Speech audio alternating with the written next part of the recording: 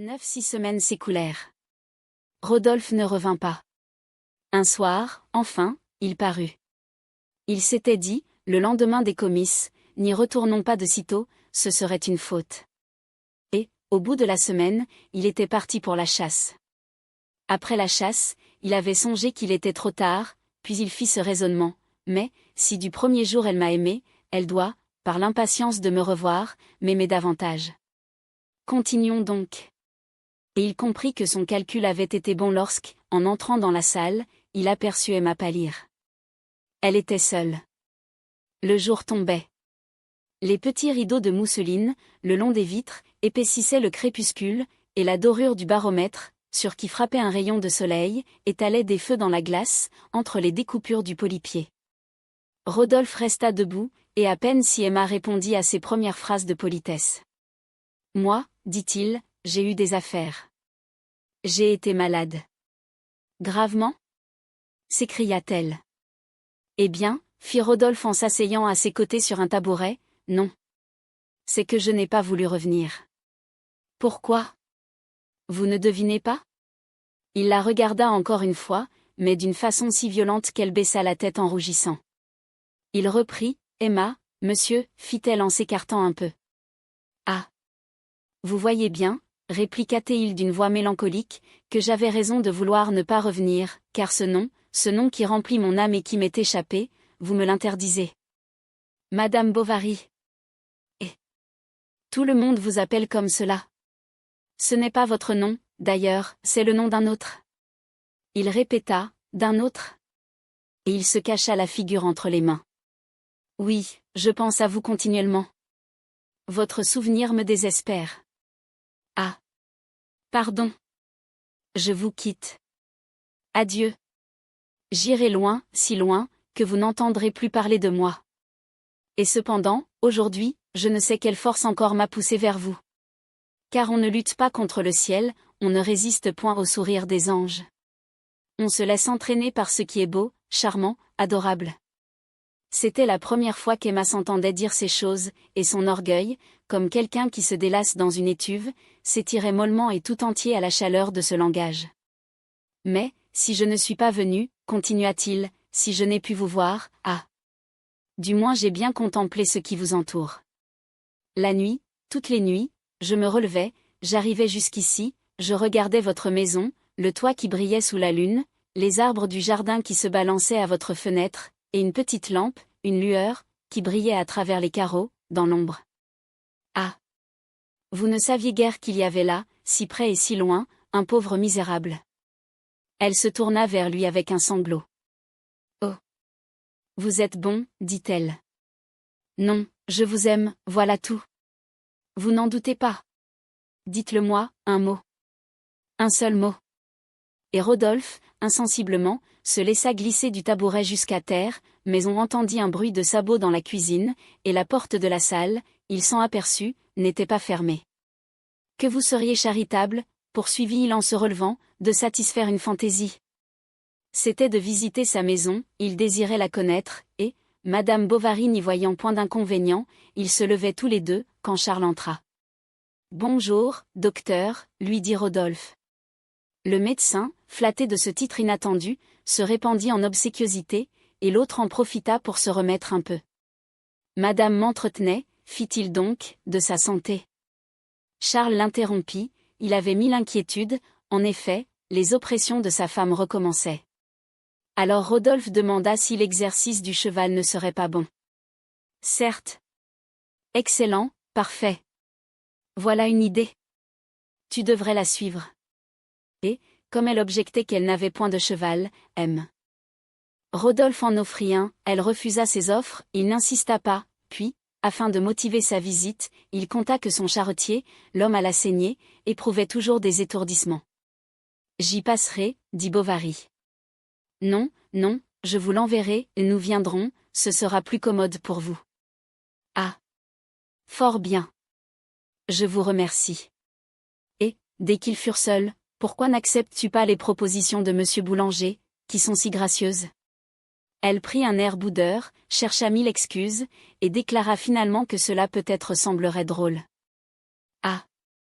Je m'en moque pas mal, dit Charles en faisant une pirouette. La santé avant tout. Tu as tort. Et comment veux-tu que je monte à cheval, puisque je n'ai pas d'Amazone? Il faut en commander une, répondit-il.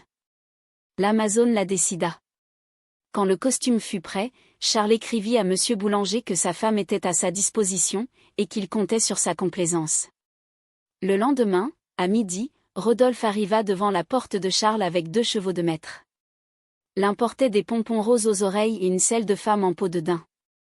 Rodolphe avait mis de longues bottes molles, se disant que sans doute elle n'en avait jamais vu de pareilles. En effet, Emma fut charmée de sa tournure, lorsqu'il apparut sur le palier avec son grand habit de velours et sa culotte de tricot blanc. Elle était prête, elle l'attendait. Justine s'échappa de la pharmacie pour la voir, et l'apothicaire aussi se dérangea. Il faisait à Monsieur Boulanger des recommandations, un malheur arrive si vite. Prenez garde. Vos chevaux peut-être sont fougueux. Elle entendit du bruit au-dessus de sa tête, c'était Félicité qui tambourinait contre les carreaux pour divertir la petite Berthe. L'enfant envoya de loin un baiser, sa mère lui répondit d'un signe avec le pommeau de sa cravache. Bonne promenade, cria Monsieur Homais. De la prudence, surtout. De la prudence. Et il agita son journal en les regardant s'éloigner. Dès qu'il sentit la terre, le cheval d'Emma prit le galop. Rodolphe galopait à côté d'elle. Par moments ils échangeaient une parole. La figure un peu baissée, la main haute et le bras droit déployé, elle s'abandonnait à la cadence du mouvement qui la berçait sur la selle.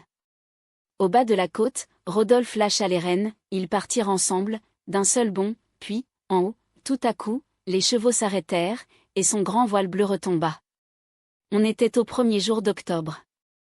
Il y avait du brouillard sur la campagne. Des vapeurs s'allongeaient à l'horizon, entre le contour des collines, et d'autres, se déchirant, montaient, se perdaient. Quelquefois, dans un écartement des nuées, sous un rayon de soleil, on apercevait au loin les toits d'Yonville, avec les jardins au bord de l'eau, les cours, les murs, et le clocher de l'église. Emma fermait à demi les paupières pour reconnaître sa maison, et jamais ce pauvre village où elle vivait ne lui avait semblé si petit. De la hauteur où ils étaient, toute la vallée paraissait un immense lac pâle, s'évaporant à l'air. Les massifs d'arbres, de place en place, saillissaient comme des rochers noirs, et les hautes lignes des peupliers, qui dépassaient la brume, figuraient des grèves que le vent remuait. À côté, sur la pelouse, entre les sapins, une lumière brune circulait dans l'atmosphère tiède. La terre, roussâtre comme de la poudre de tabac, amortissait le bruit des pas, et, du bout de leurs fers, en marchant, les chevaux poussaient devant eux des pommes de pin tombées. Rodolphe et Emma suivirent ainsi la lisière du bois. Elle se détournait de temps à autre afin d'éviter son regard, et alors elle ne voyait que les troncs des sapins alignés, dont la succession continue l'étourdissait un peu. Les chevaux soufflaient. Le cuir des selles craquait. Au moment où ils entrèrent dans la forêt, le soleil parut. « Dieu nous protège, dit Rodolphe. »« Vous croyez, fit-elle. »« Avançons. »« Avançons, reprit-il. » Il claqua de la langue. Les 2 bêtes couraient. De longues fougères, au bord du chemin, se prenaient dans l'étrier d'Emma. Rodolphe, tout en allant, se penchait et il les retirait à mesure. D'autres fois, pour écarter les branches, il passait près d'elle, et Emma sentait son genou lui frôler la jambe. Le ciel était devenu bleu. Les feuilles ne remuaient pas.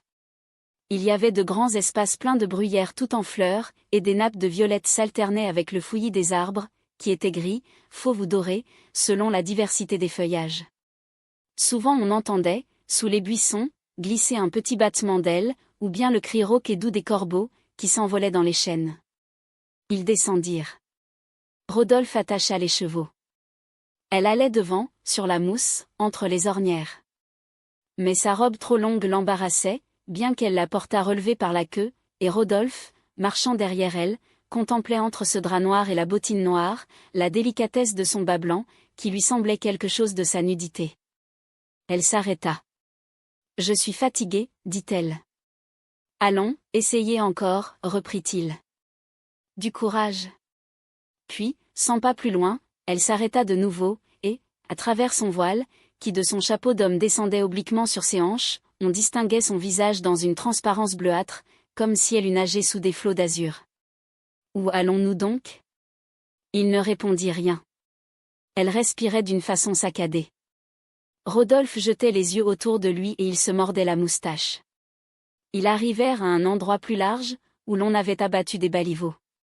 Ils s'assirent sur un tronc d'arbre renversé, et Rodolphe se mit à lui parler de son amour. Il ne l'effraya point d'abord par des compliments. Il fut calme, sérieux, mélancolique. Emma l'écoutait la tête basse, et tout en remuant, avec la pointe de son pied, des copeaux par terre. Mais, à cette phrase, est-ce que nos destinées maintenant ne sont pas communes? Et non, répondit-elle. Vous le savez bien. C'est impossible. Elle se leva pour partir. Il la saisit au poignet. Elle s'arrêta.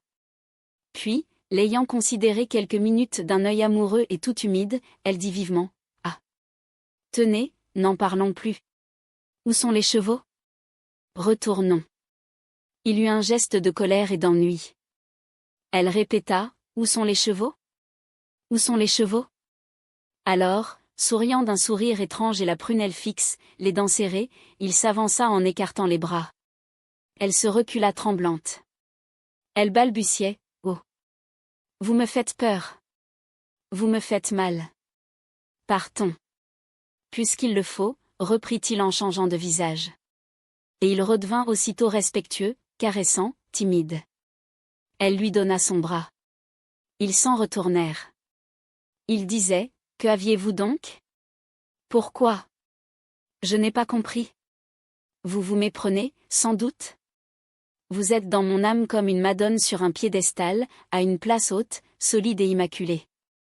Mais j'ai besoin de vous pour vivre. J'ai besoin de vos yeux, de votre voix, de votre pensée. Soyez mon ami, ma sœur, mon ange. » Et il allongeait son bras et lui en entourait la taille.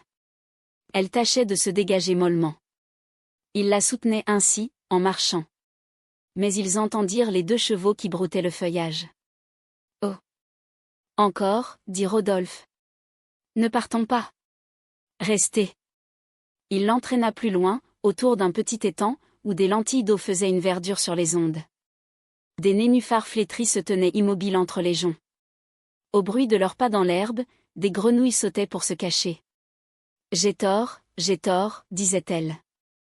Je suis folle de vous entendre. Pourquoi? Emma. Emma. Oh.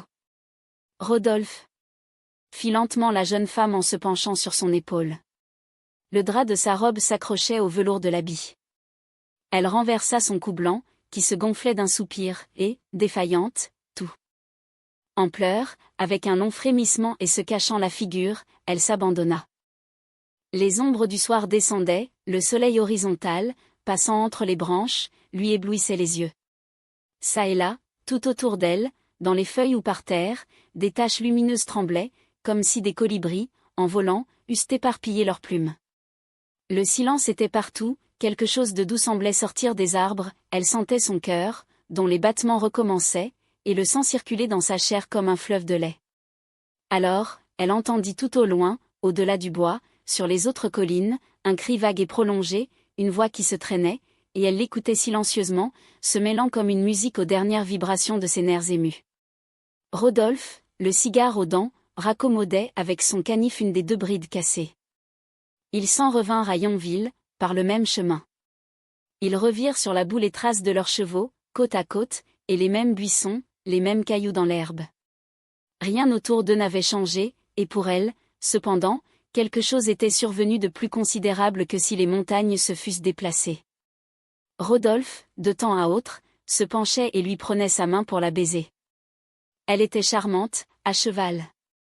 Droite, avec sa taille mince, le genou plié sur la crinière de sa bête et un peu colorée par le grand air, dans la rougeur du soir. En entrant dans Yonville, elle caracola sur les pavés. On la regardait des fenêtres. Son mari, au dîner, lui trouva bonne mine, mais elle eut l'air de ne pas l'entendre lorsqu'il s'informa de sa promenade, et elle restait le coude au bord de son assiette, entre les 2 bougies qui brûlaient. « Emma, dit-il. »« Quoi ? » ?»« Eh bien, j'ai passé cet après-midi chez monsieur Alexandre, il a une ancienne pouliche encore fort belle, un peu couronnée seulement, et qu'on aurait, je suis sûre, pour une centaine d'écus. Il ajouta, pensant même que cela te serait agréable, je l'ai retenu, je l'ai acheté. Ai-je bien fait?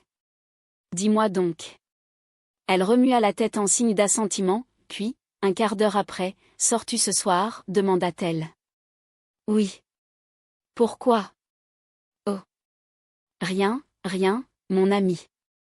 Et, dès qu'elle fut débarrassée de Charles, elle monta s'enfermer dans sa chambre. D'abord, ce fut comme un étourdissement, elle voyait les arbres, les chemins, les fossés, Rodolphe, et elle sentait encore l'étreinte de ses bras, tandis que le feuillage frémissait et que les joncs sifflaient. Mais, en s'apercevant dans la glace, elle s'étonna de son visage. Jamais elle n'avait eu les yeux si grands, si noirs, ni d'une telle profondeur. Quelque chose de subtil et pendu sur sa personne la transfigurait. Elle se répétait, « J'ai un amant. » Un amant, se délectant à cette idée comme à celle d'une autre puberté qui lui serait survenue.